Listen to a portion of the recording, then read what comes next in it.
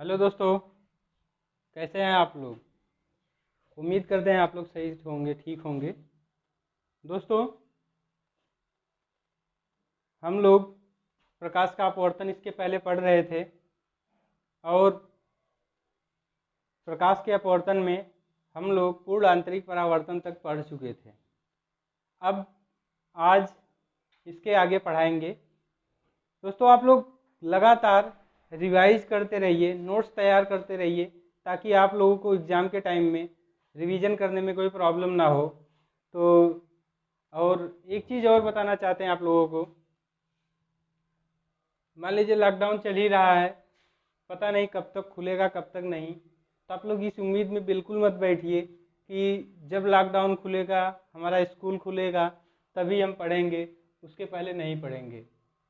आपको आपकी मजबूरी है पढ़ना, और वो कहीं से भी पढ़िए। आपको ऑनलाइन टीचर मिल जाएंगे, आप वहाँ से पढ़िए, हमारी क्लास से पढ़िए। तो आपको पढ़ना तो ज़रूरी है। तो आप लॉकडाउन के भरोसे या फिर लॉकडाउन खुलेगा इसके भरोसे आप अपनी पढ़ाई को मत रोकिए। खाली बैठे हैं, क्या करेंगे, पढ़ते रहिए और आपका इससे कोर्स भी कवर हो जाएगा। बोर्ड के एग्ज़ाम है, आपको उसमें मार्क्स भी अच्छे मिल जाएंगे। तो इस दिशा में हम लोग आपके लिए एक कदम उठा रहे हैं, उठा ही रहे हैं, मतलब पढ़ा रहे हैं। तो उम्मीद करते हैं कि आप लोग लगातार पढ़ते रहेंगे और अपने एग्ज़ाम में अच्छा करेंगे। ठीक है, तो आइए आज स्टार्ट करते हैं आपकी टॉपिक पूर्ण आंतरिक परावर्तन के आगे, जिसमें देखिए पूर्ण आंतरिक परावर्तन की कुछ उदाहरण हैं। पूर्ण आंतरिक परावर्तन का कुछ उदाहरण है जो आपके एग्जाम में पूछा जाता है। और देखिए एग्जाम में जो पूर्ण आंतरिक परावर्तन का उदाहरण है, आपको ऑप्शनल भी आ सकता है। जैसे मान लीजिए कि आपको बोल देगा मृग मरीचिका। राजस्थान में जो मृग मरीचिका है या फिर मरीचिका करके आएगा, आपको उसमें बताना होगा कि जैसे उसमें पूछेगा मरीचिका किसका उदाहरण है। आपको ऑप्शन में दे देगा कि पूर्ण आंतरिक परावर्तन का, अपवर्तन का, और भी उदाहरण और भी ऑप्शन दे देंगे, या फिर इनमें से कोई नहीं। तो आपको मृग मरीचिका पूर्ण आंतरिक परावर्तन का उदाहरण आपको उसमें देना पड़ेगा। आइए उसको समझा देते हैं। पूर्ण आंतरिक परावर्तन का मृग मरीचिका कैसे उदाहरण होगा। पूर्ण आंतरिक परावर्तन का उदाहरण, पूर्ण आंतरिक परावर्तन का उदाहरण। पूर्ण आंतरिक परावर्तन का उदाहरण पहला मरीचिका।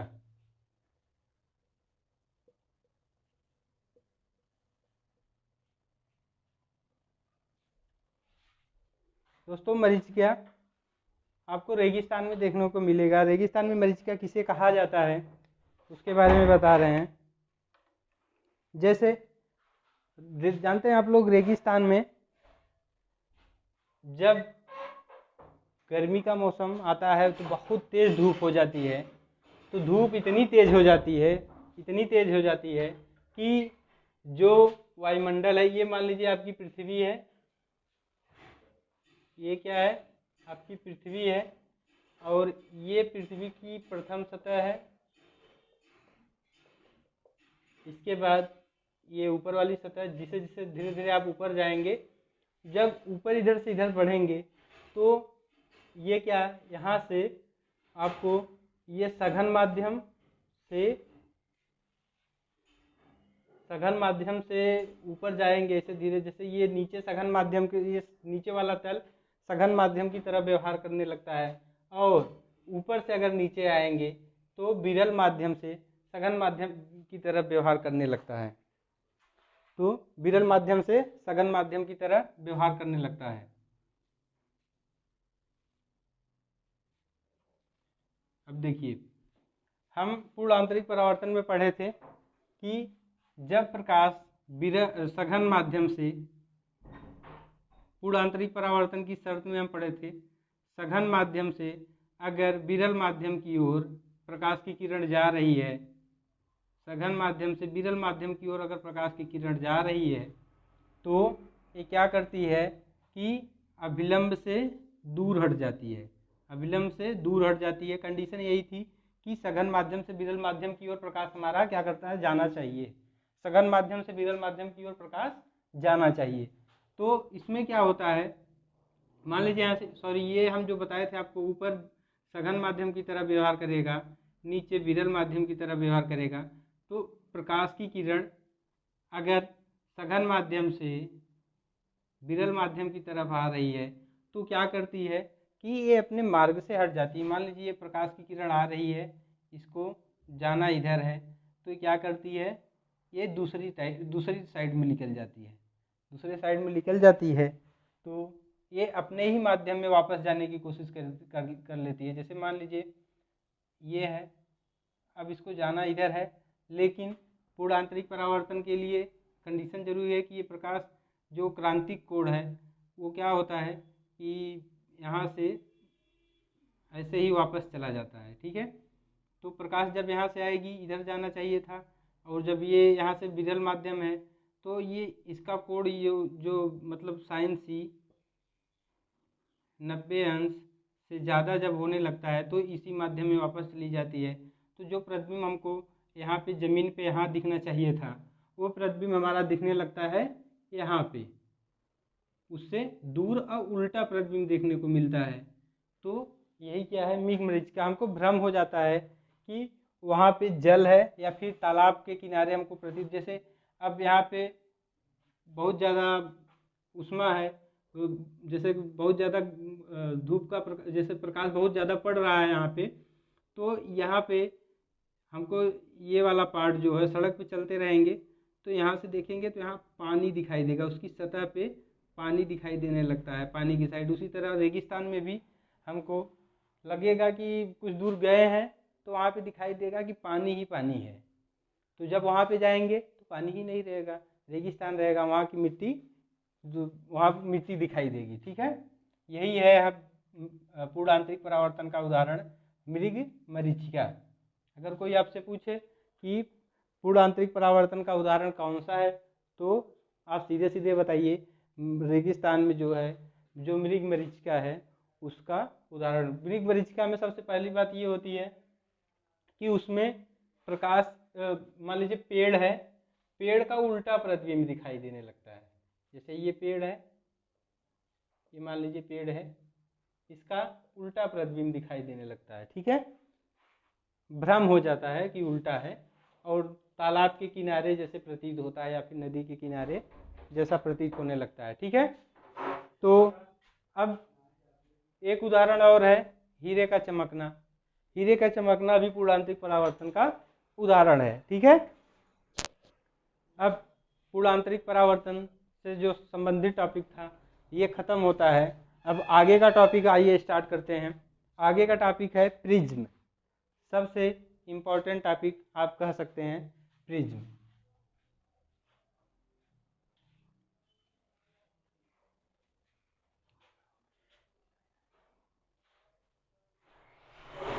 इसमें डालिए।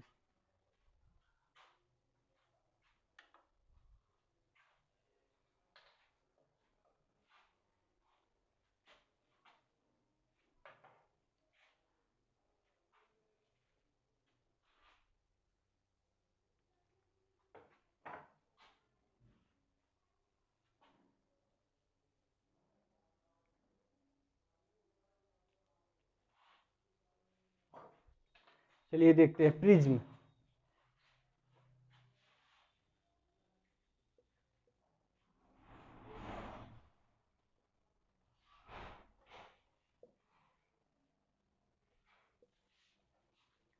दोस्तों, जब भी हम प्रिज्म की बात करते हैं तो किसी ऐसे प्रतिबिंब से या फिर ऐसे चित्र से या फिगर से हम दिमाग में हमारे आता है कि प्रिज्म एक नुकीला नुमा होगा, ऊपर वाला नुकीला होगा तो नीचे वाला थोड़ा चौड़ा होगा, तो ये हम क्या बोल सकते हैं, इसको प्रिज्म। हमारे दिमाग में यही बात आती है जब कोई प्रिज्म बोलते हैं, तो ऐसे ऐसे ऊपर वाला पतला, नीचे वाला थोड़ा मोटा। ठीक है, प्रिज्म की बात जब करते हैं तो ऐसे ही फिगर हमारे दिमाग में आता है। आप प्रिज्म इसके पहले भी पढ़े होंगे मैथ की बुक में। तो लेकिन यहाँ पे थोड़ा मैटर अलग है, यहाँ पे प्रिज्म का मैटर थोड़ा से अलग है। अगर हम प्रिज्म बनाते हैं तो इसमें कुछ कंडीशन होती है कि अपवर्तन में, अगर हम अपवर्तन के लिए प्रिज्म तैयार करेंगे, क्योंकि हम अपवर्तन पढ़ रहे हैं, अगर प्रिज्म ऐसा तैयार नहीं करेंगे जिससे प्रकाश का अपवर्तन हो तो हमको कोई मतलब नहीं निकलेगा प्रिज्म बनाने का। ठीक है, तो प्रिज्म कैसे क्या होता है, ये दो ऐसे तल होते हैं, दो ऐसे तल होते हैं जो किसी कोण पे झुके रहते हैं। दो समतल तल होते हैं जो एक कोण पे झुके रहते हैं, दो तल किसी एक कोण पे झुके रहते हैं और ये आके नीचे एक प्रिज्म नुमा आकार ले लेते हैं, तो इसी को हम क्या बोलते हैं, प्रिज्म। अब प्रिज्म ये जो कोण झुका होता है इसको ए से हम इंडिकेट करते हैं। ठीक है, तो प्रिज्म की परिभाषा में आप देख लीजिए कैसे लिखा जाता है कि यह एक पारदर्शी माध्यम का, पारदर्शी माध्यम मतलब कांच, यह एक पारदर्शी माध्यम कांच का, पारदर्शी माध्यम किसे बोलते हैं हम, जिसे एक साइड से दूसरे साइड दिख सके। अगर पारदर्शी माध्यम हम बोलते हैं तो ऐसा माध्यम जिससे हम इस पार से उस पार देख सकें। ठीक है, तो यह एक पारदर्शी माध्यम कांच का बना होता है जिसके दो तल किसी एक कोण पे झुके होते हैं, जिसके दो तल किसी एक कोण पे झुके होते हैं। ठीक है, यह एक पारदर्शी माध्यम यानी कांच का बना होता है जिसके दो तल एक कोण पे झुके होते हैं। तो इसका फिगर यही है, आप इसको नोट कर लीजिए, पहले परिभाषा नोट करिए, इसके बाद ये नोट कर लीजिए। ठीक है, परिभाषा देखिए,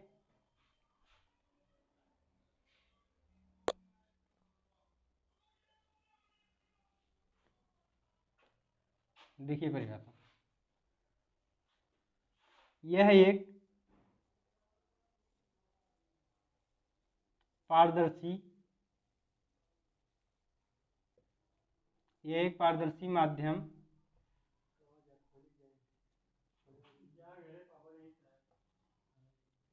कांच, यह एक पारदर्शी माध्यम कांच का, यह एक पारदर्शी माध्यम कांच का बना होता है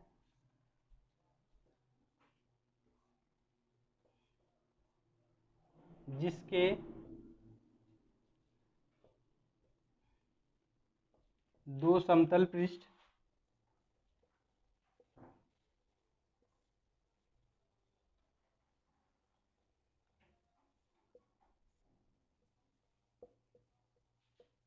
किसी एक कोण पर झुके होते हैं, जिसे प्रिज्म कोण कहते हैं, जिसे प्रिज्म कोण कहते हैं।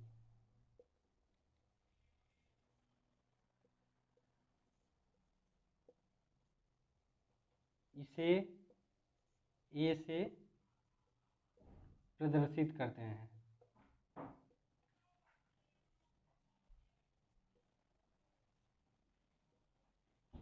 ठीक है, अब फिगर आप बना लीजिए,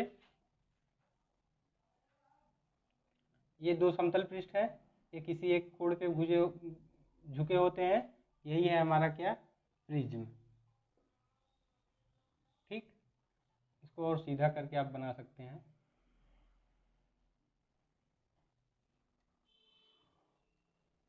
नोट कर लीजिए इसको,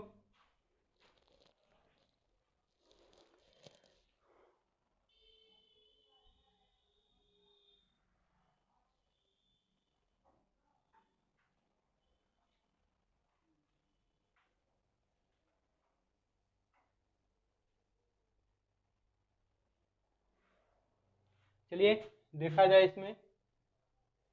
अभी ये तो नोट कर लिए होंगे, आगे देखिए,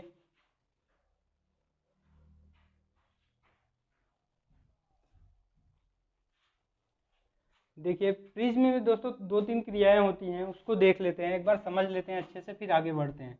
जैसे मान लीजिए ये हमारा प्रिज्म है, ठीक है।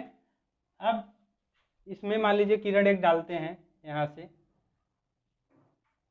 ये हो गई आपतित किरण, आपतित किरण, ठीक है।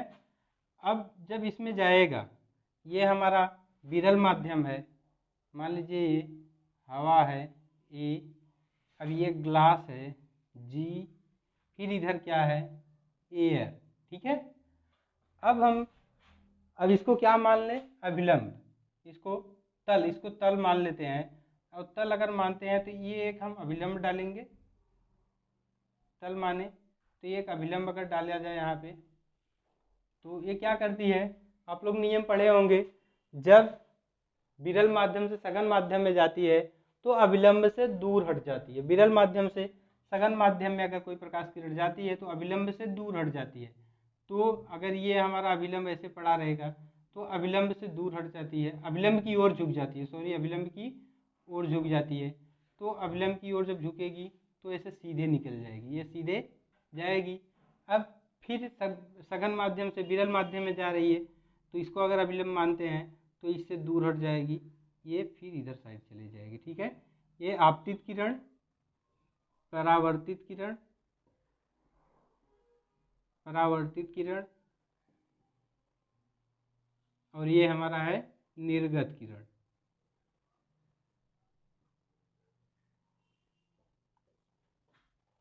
ये तीन चीज आप ध्यान देंगे।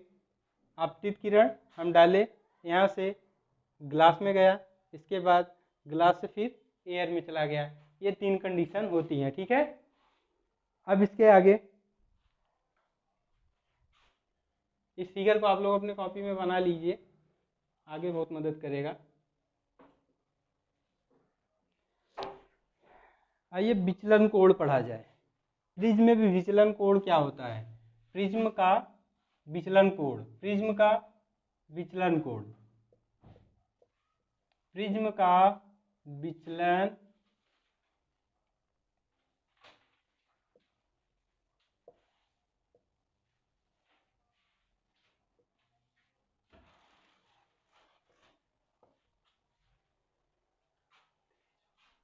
प्रिज्म का विचलन कोण।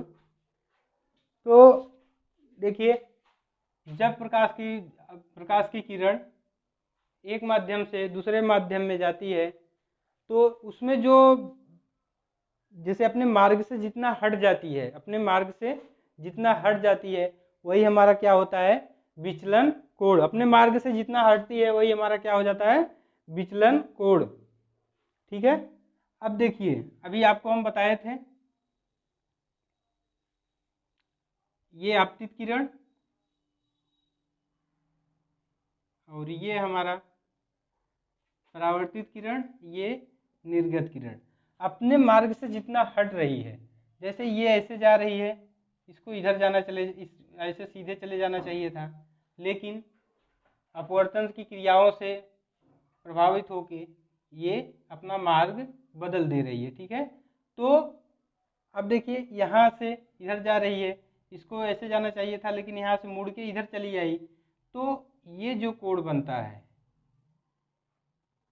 ये कोण बनता है, आप यहाँ से भी कोण ले सकते हैं, मतलब जितना विचलित हुई अपने मार्ग से, जितना अपने मार्ग से हटी, इसको जाना इधर चाहिए था, चली इधर गई, तो जितना अपने मार्ग से हटी उसी को हम क्या बोलते हैं, विचलन कोण। उसी को क्या बोलते हैं, विचलन कोण, विचलन कोण।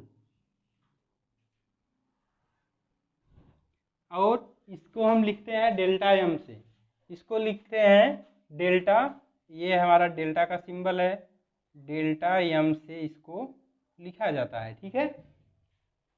अब परिभाषा नोट कर लीजिए, परिभाषा नोट कर लीजिए, इसके बाद फिगर बना लीजिए। देखिए प्रिज्म से आपतित किरण, प्रिज्म से आपतित किरण,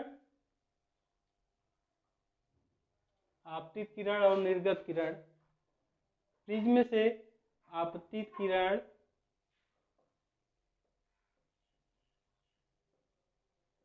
और निर्गत किरण के बीच का कोण,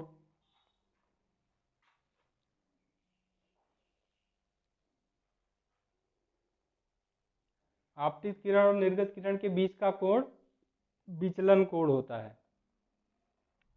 इसे डेल्टा एम से प्रदर्शित करते हैं। इसे डेल्टा एम से प्रदर्शित करते हैं।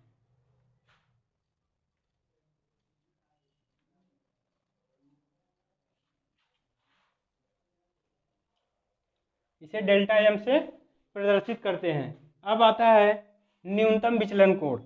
न्यूनतम विचलन कोण, न्यूनतम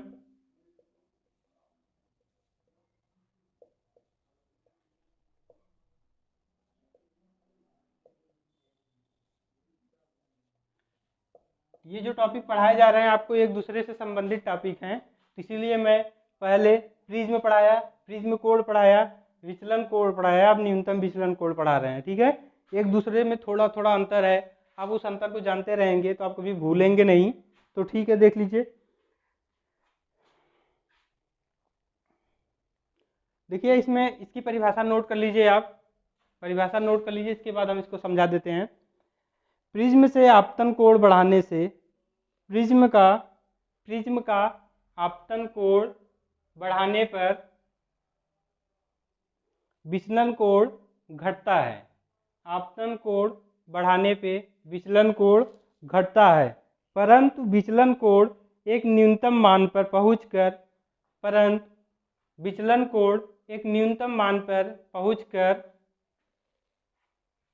फिर बढ़ने लगता है। विचलन कोण एक न्यूनतम मान पर पहुंचकर फिर बढ़ने लगता है। इस न्यूनतम मान को प्रिज्म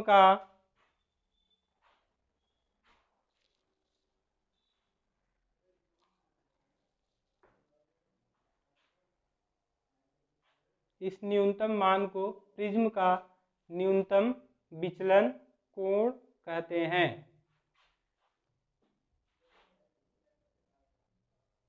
इसे डेल्टा एम से प्रदर्शित करते हैं। इसे डेल्टा एम से प्रदर्शित करते हैं। दोस्तों इसके पहले वाला जो टॉपिक था, जस्ट पहले वाला विचलन कोण, उसमें केवल डेल्टा लिखा जाएगा, डेल्टा एम नहीं, उसको आप लोग सुधार लीजिएगा, डेल्टा केवल लिखा जाएगा, केवल डेल्टा। और न्यूनतम विचलन कोण में डेल्टा एम लिखा जाएगा।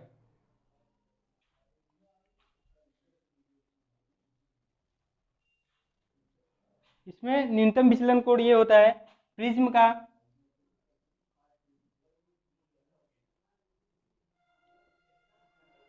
ये आपतित किरण है,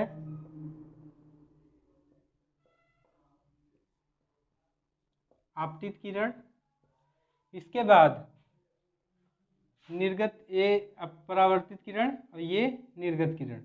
इसमें कहा है कि आपतित किरण मतलब आपतन कोण।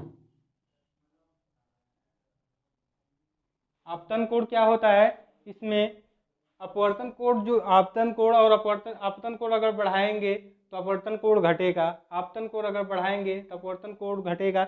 लेकिन ये कंडीशन ऐसी आ जाएगी जिसमें ये फिर से बढ़ने लगता है। एक कंडीशन ऐसी आती है जिसमें आपतन कोण फिर से बढ़ने लगता है, तो वही कंडीशन क्या होती है हमारी, न्यूनतम विचलन कोण। वही कंडीशन हमारा क्या होता है, न्यूनतम विचलन कोण। ठीक है, अब आइए आगे देख लेते हैं।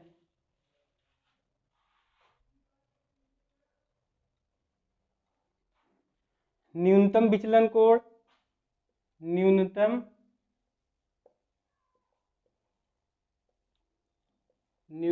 विचलन कोण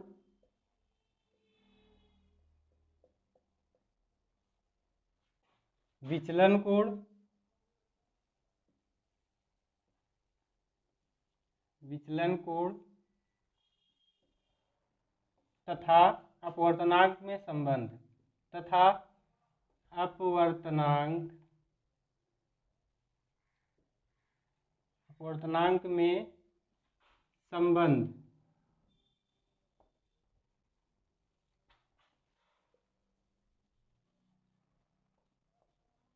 ठीक है, देखिए न्यूनतम विचलन कोण अभी आप लोगों को बताया गया है डेल्टा एम विचलन कोण डेल्टा, ठीक है। अपवर्तनांक क्या होता है एन। इसको हम, ये सिंबल है हमारा, इसी से हम प्रदर्शित करते हैं, ठीक है। अब देखिए इसमें संबंध क्या होता है, एन बराबर साइन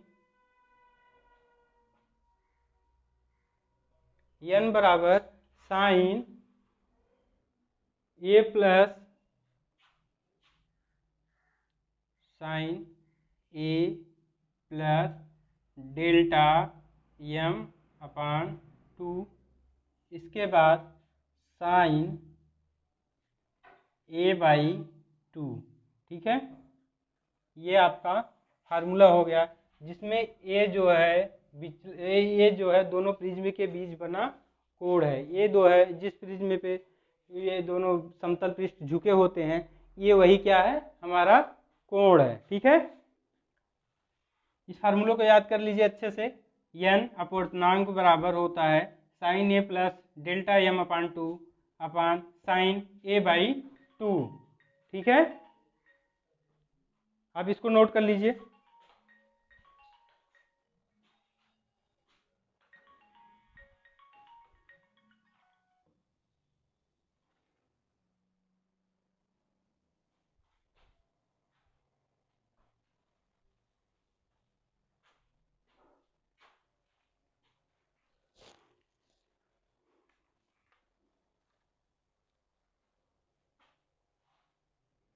चलिए आगे बढ़ते हैं अब।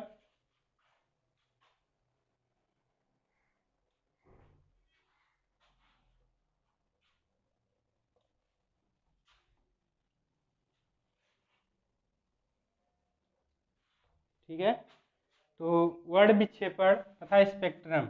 वर्ण विक्षेपण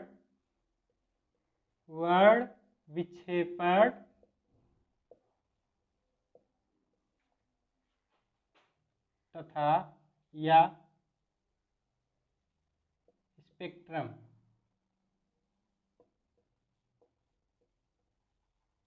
वर्ण विक्षेपण या स्पेक्ट्रम, ठीक है। अब वर्ण विक्षेपण आपको बता दें, वर्ण का मतलब होता है रंग, विक्षेपण का मतलब होता है अलग होना। वर्ण का मतलब होता है रंग, विक्षेपण का मतलब होता है अलग होना।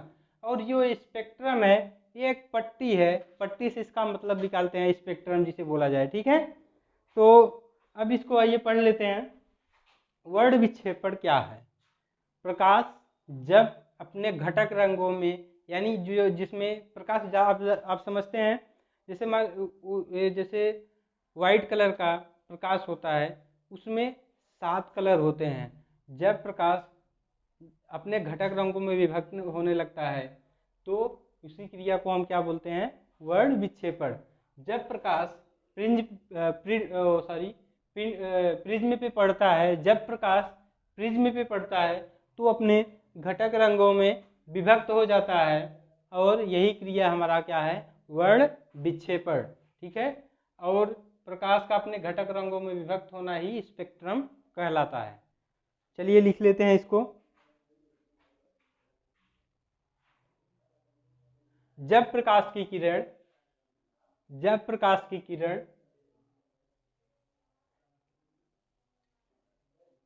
प्रिज्म के एक तल से होकर गुजरती है, जब प्रकाश की किरण प्रिज्म के एक तल से होकर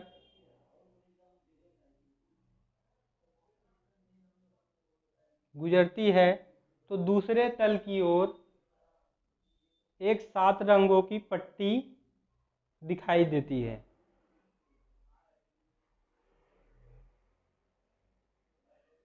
एक 7 रंगों की पट्टी दिखाई देती है।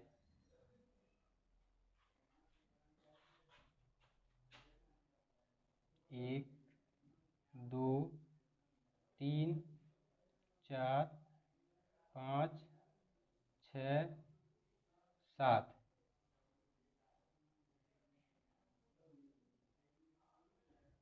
ठीक है। 7 रंगों की एक पट्टी दिखाई देती है, इसे हम स्पेक्ट्रम कहते हैं, इसे स्पेक्ट्रम कहते हैं।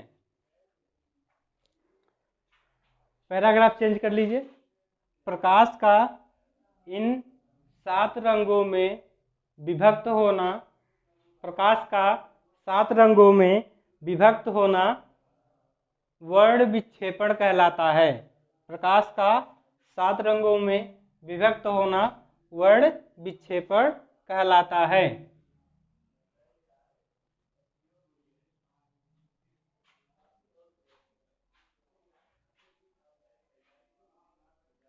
जिसमें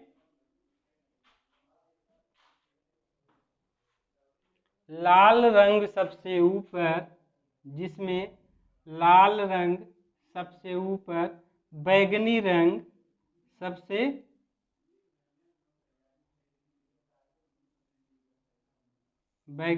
सबसे नीचे होता है। ठीक है,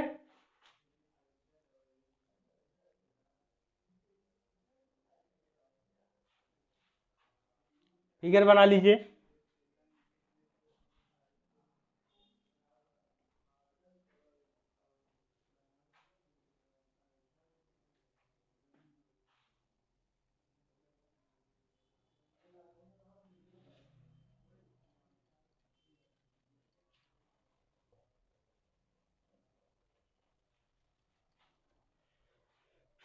अब आइए अगला टॉपिक हम पढ़ते हैं, प्रकाश का प्रकीर्णन।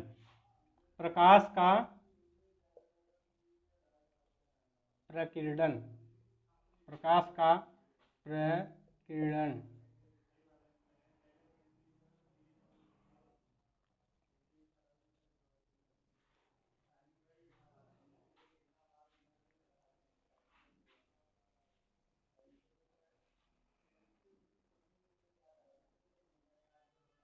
दोस्तों इसमें थोड़ा सा लिख लीजिए। जब प्रकाश किसी तल पर टकराती है तो प्रकाश में अपवर्तन तथा परावर्तन के अतिरिक्त, प्रकाश में अपवर्तन तथा परावर्तन के अतिरिक्त 2 अन्य क्रियाएं और भी होती हैं।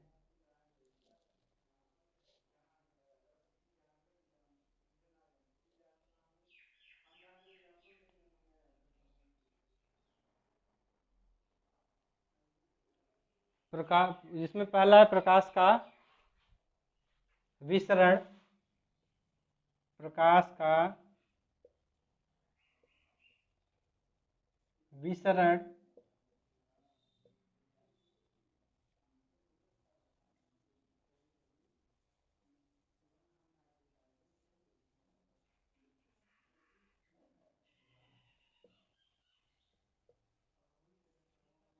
दूसरा प्रकाश का प्रकीर्णन। ठीक है, लिख लीजिए। अब प्रकाश का प्रकीर्णन हेडिंग कर दीजिए, प्रकाश का विसरण हेडिंग करिए।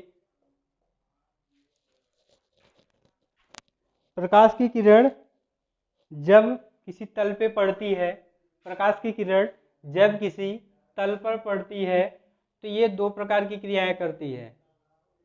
पहला, ये 2 प्रकार से गमन करता है, ये 2 प्रकार से गमन करता है।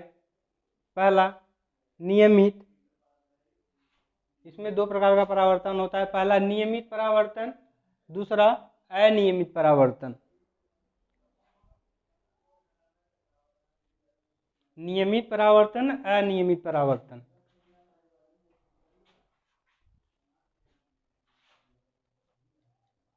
पहला नियमित,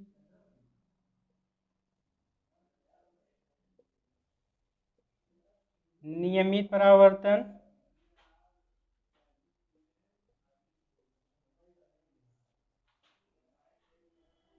दूसरा अनियमित।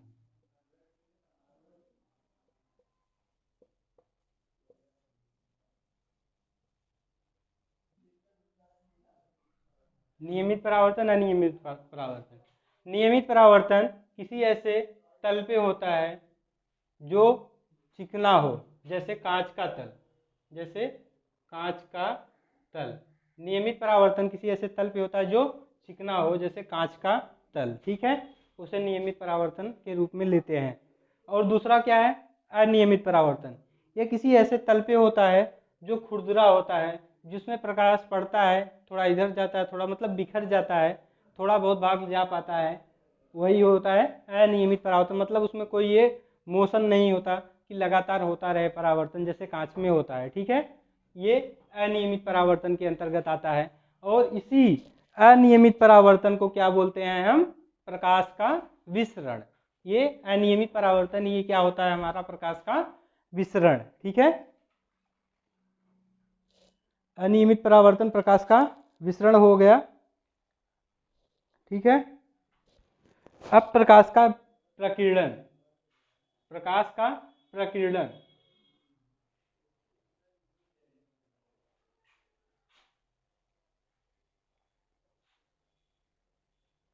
प्रकाश का प्रकीर्णन।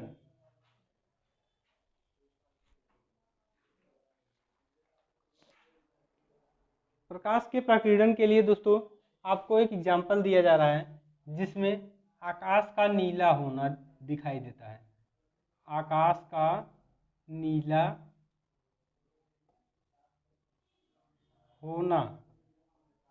ठीक है, ये एग्जाम में अक्सर पूछा जाता है।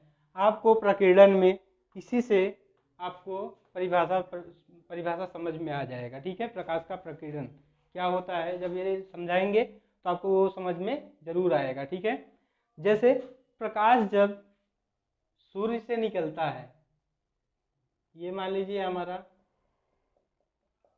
सूर्य हो गए, जब इससे प्रकाश निकलता है तो प्रकाश का अपना कोई रंग नहीं होता। प्रकाश का अपना कोई रंग नहीं होता। ये जब वायुमंडल में उपस्थित, हम उसको रंग नहीं होता लेकिन हम सफ़ेद मानते हैं। ये जो वायुमंडल में कण होते हैं, इससे टकरा के ये रंग, जो सफ़ेद कलर का वो प्रकाश चलता था, ये टकरा के जब यहाँ पे आता है, धूल कणों से लगता हुआ हमको ज़मीन पे मिलता है। तो जब हम ज़मीन से देखने की कोशिश करते हैं आकाश को, तो ये क्या होता है, नीला दिखाई देता है। प्रकाश के इसी गुण को हम प्रकाश का प्रकीर्णन कहते हैं। प्रकाश जब छोटे छोटे कणों से होकर हमारी आंखों पे पड़ता है तो उसका रंग नीला दिखाई देता है, और यही नीला दिखाई देना ही प्रकाश का प्रकीर्णन कहा जाता है। नीला दिखाई देना ही प्रकाश का प्रकीर्णन कहा जाता है। दोस्तों, प्रकाश के प्रकीर्णन में आप लिख लीजिए, प्रकाश के प्रकीर्णन में आकाश का नीला दिखाई देना। ठीक है, आकाश का नीला दिखाई देना। अब इसमें लिखिए, जब प्रकाश छोटे छोटे कणों से होकर हमारी आंखों पे पड़ता है तो वो अपने वास्तविक रंग में न होकर किसी और रंग में दिखाई देता है। तो प्रकाश की इस क्रिया को प्रकाश का प्रकीर्णन कहते हैं। प्रकाश की इस क्रिया को प्रकाश का प्रकीर्णन कहते हैं। ठीक है, प्रकाश का प्रकीर्णन हो गया। दोस्तों, ये टॉपिक अब आज यहीं तक। इसके बाद नेक्स्ट डे अगली टॉपिक हम स्टार्ट करेंगे। आइए उसके पहले एक दो न्यूमेरिकल हम बता देते हैं, ताकि आपको समझ में आता रहे, न्यूमेरिकल भी कैसे सॉल्व करना है ये पता चलता रहे। ठीक है, न्यूमेरिकल है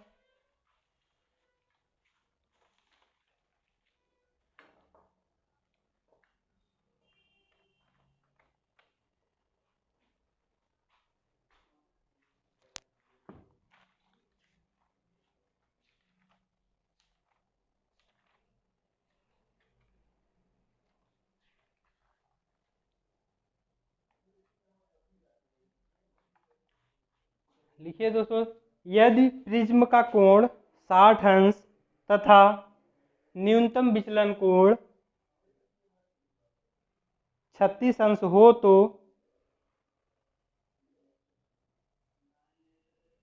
प्रिज्म के पदार्थ का अपवर्तनांक ज्ञात कीजिए। तो प्रिज्म के पदार्थ का अपवर्तनांक ज्ञात कीजिए। इसमें कहा है कि प्रिज्म कोण मतलब डेल्टा बराबर, प्रिज्म कोण है ए बराबर कितना कहा है 60 अंश, ठीक है। और न्यूनतम विचलन कोण कहा है डेल्टा एम बराबर कितना कहा है 36 अंश, ठीक है। एन बराबर पता करना है, ठीक है। अब आपको हम फार्मूला बताए थे एन बराबर sign A plus delta M upon 2 upon sine ए अपान 2। आइए मान रख देते हैं ए बराबर 60 अंश है, साइन 60 प्लस डेल्टा एम का मान 36 है बटे 2 बराबर साइन ए का मान कितना है 60 अंश, रख देते हैं। अब इसको सॉल्व कर लिया जाए। साइन 60 30 90 और 96 बटे 2 बराबर साइन 30, ठीक है 30 अंश। अब ये n बराबर है, अब फिर यहाँ पे आइए आगे कर लेते हैं। n बराबर साइन 2 चौक 8 2 अठे 16 साइन 48। अब इसके बाद यहाँ पे साइन ए बराबर 60 यहाँ 30 हो जाएगा साइन 30। दोस्तों अब आपकी बुक में इसका मान दिया होगा, उसको देख लीजिए। साइन 30 का मान दिया है 0.5। अब इसके बाद दिया है साइन 48 का मान 0.74। अब आपका यही आंसर आ गया, यही क्या हो गया आपका आंसर, ठीक है।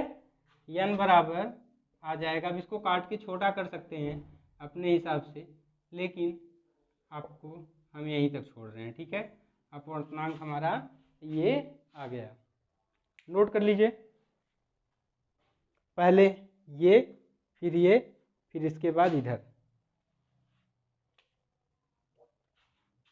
फर्स्ट सेकेंड थर्ड, ठीक है। नोट कर लीजिए इसको।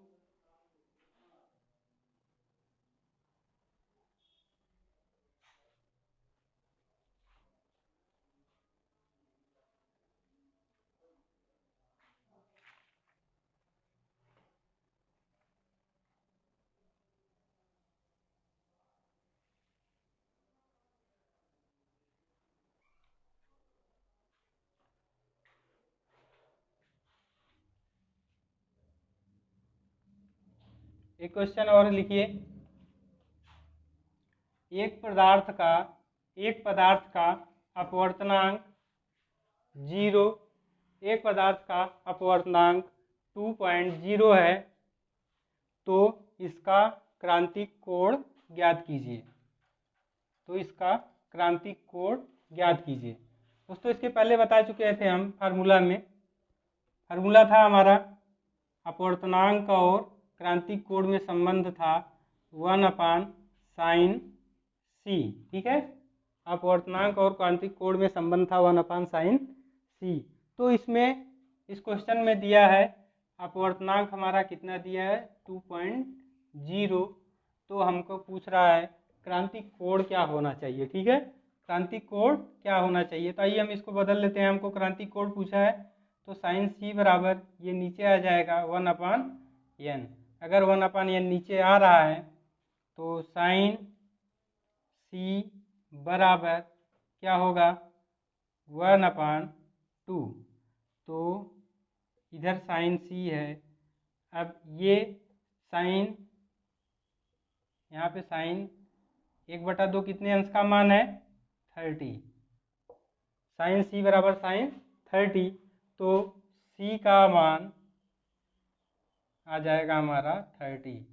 तो आप लिखेंगे उसमें क्रांति कोण का मान, अगर अपवर्तनांक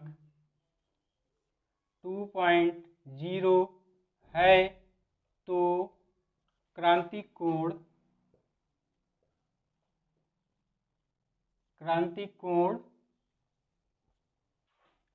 30 अंश होगा। ठीक है,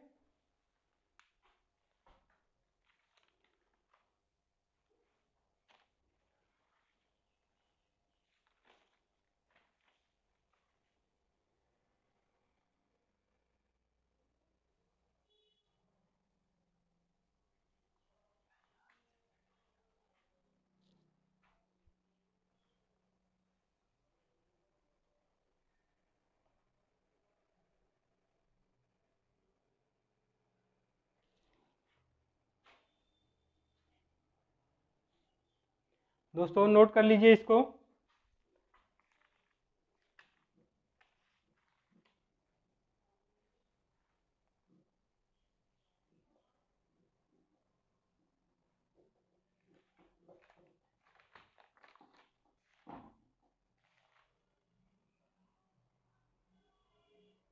एक क्वेश्चन और लिख लीजिए। दो माध्यमों ए तथा बी के बीच प्रकाश का अपवर्तन होता है। दो माध्यमों ए तथा बी के बीच प्रकाश का अपवर्तन होता है यदि अपवर्तन बिंदु पर अभिलंब से प्रकाश की किरण का कोण माध्यम ए में 30 अंश, माध्यम बी में 45 अंश है। माध्यम ए में 30 अंश और माध्यम बी में 45 अंश है।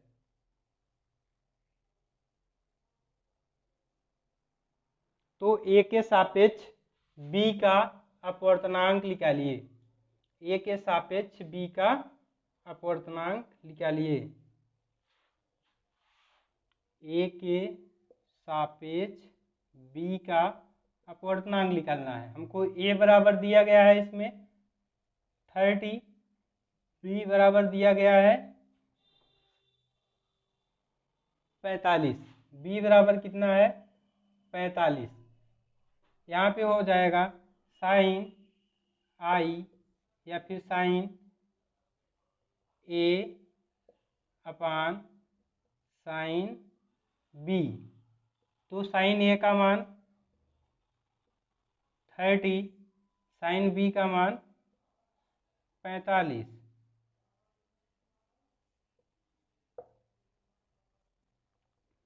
अब साइन 30 का मान होता है 1/2, साइन 45 का मान 1।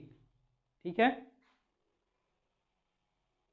लेकिन दोस्तों इसमें साइन 45 का मान दिया है आपका 0.71, क्योंकि किताब में जो दिया है आपका इंडिकेशन में उसी से चलेंगे। और साइन 30 का मान दिया है 0.5 मतलब 1/2। ठीक है, 0.5 दिया है। अब इसको इसी रूप में लिख देते हैं AN B बराबर 0.5/0.71। ये आपका आंसर है। इसको काट के छोटा कर लीजिए, आपका वही आंसर हो जाएगा। ठीक है, अब इसमें दूसरा कहा है बी के सापेक्ष ए का अपवर्तनांक निकालिए। बी के सापेक्ष ए का अपवर्तनांक निकालिए। ठीक है, तो यहाँ पे हो जाएगा साइन बी ऊपर फिर साइन ए नीचे। ठीक है, अब इसमें मान रख दीजिए। साइन बी हो जाएगा 45, साइन ए हो जाएगा बी की जगह साइन बी 45, साइन ए हो जाएगा कितना 30।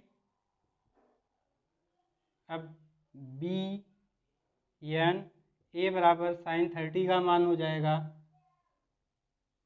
साइन 30 का मान यहाँ पे हम लिखे थे 1/2 या फिर 0.5।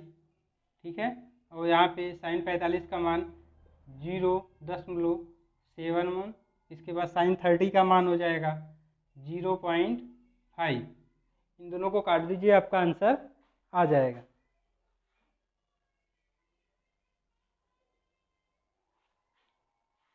आपका इसका आंसर हो जाएगा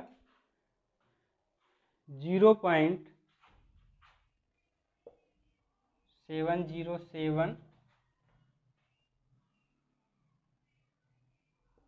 और इसका आंसर हो जाएगा 1.414। आप लोग कैलकुलेशन करके एक बार चेक कर लीजिएगा, ठीक है। नोट कर लीजिए दोनों।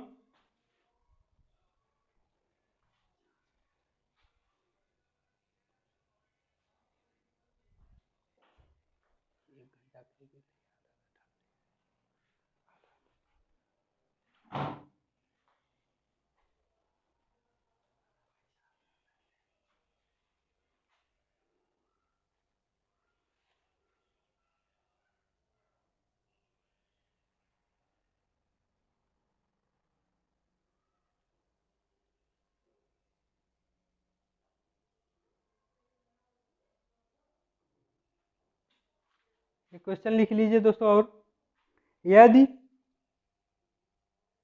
कांच का वायु के सापेक्ष अपवर्तनांक 1.5 है, कांच का वायु के सापेक्ष अपवर्तनांक 1.5 है, तो वायु का कांच के सापेक्ष अपवर्तनांक क्या होगा? वायु का कांच के सापेक्ष अपवर्तनांक क्या होगा?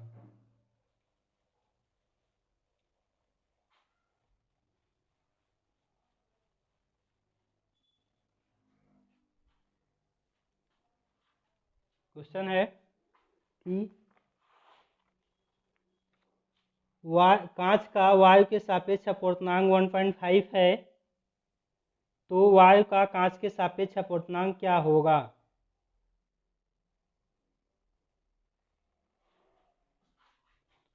इसमें दिया है GNA बराबर 1.5, तो ANG बराबर पूछा गया है, ठीक है। एक फार्मूला हम पढ़े थे, ANG गुणे GNA बराबर 1, ठीक है। तो देख लीजिए, आपको मान क्या क्या दिया गया है। ANG पूछा गया है और GNA दिया गया है 1.5 बराबर 1। ANG बराबर 1/1.5। अब इसको काट दीजिए, यहाँ पे एक 0 ऊपर, नीचे 15, ठीक है। आप काट दीजिए इसको, 5 तिहाई 15, 5 दूनी 10, तो ANG बराबर 2/3। इसको और छोटा कर दीजिए, हो जाएगा 3 छक 18, फिर 0, 3 छक 18, फिर 2 गया, 3 छक 18, 6.67। यहाँ पे 6.67। जब मान 5 के ऊपर हो तो 2 अंक ले जाने के, 1 अंक ले जाने के बाद दूसरा अंक 1 बढ़ा के हम लिख के वहीं पे छोड़ देते हैं। तो GNA हमारा दिया था, मतलब ग्लास के सापेक्ष हवा का अपवर्तनांक दिया था, तो और ये हवा के सापेक्ष ग्लास का अपवर्तनांक पूछा था, तो हम निकाल दिए, ठीक है। अब नोट कर लीजिए इसको।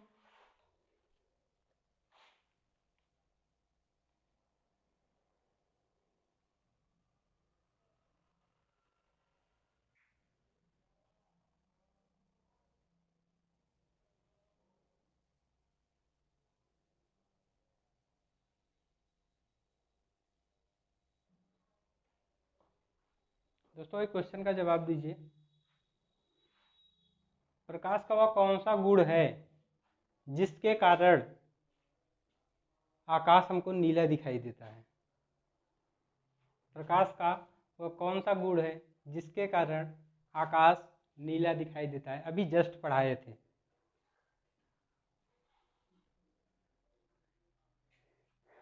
अभी बता दे रहे हैं, आप भी सीख जाएंगे।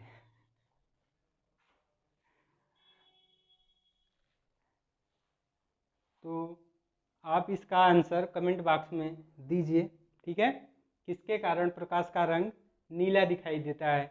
आपको 2-3 क्वेश्चन रहेंगे जिसमें आपको कमेंट बॉक्स में आके उसका आंसर देना होगा। पहला क्वेश्चन हो गया कि आकाश का रंग नीला क्यों दिखाई देता है।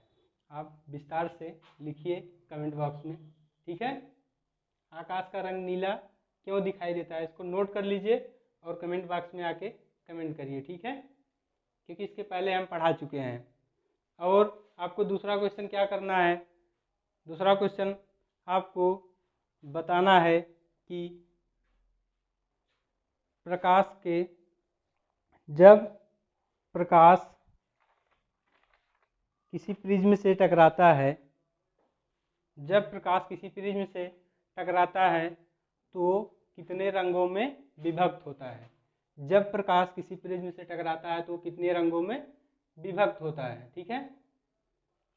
पहला क्वेश्चन था आकाश का रंग नीला क्यों दिखाई देता है। दूसरा क्वेश्चन था जब प्रकाश किसी प्रिज्म से टकराता है तो कितने रंगों में विभक्त होता है।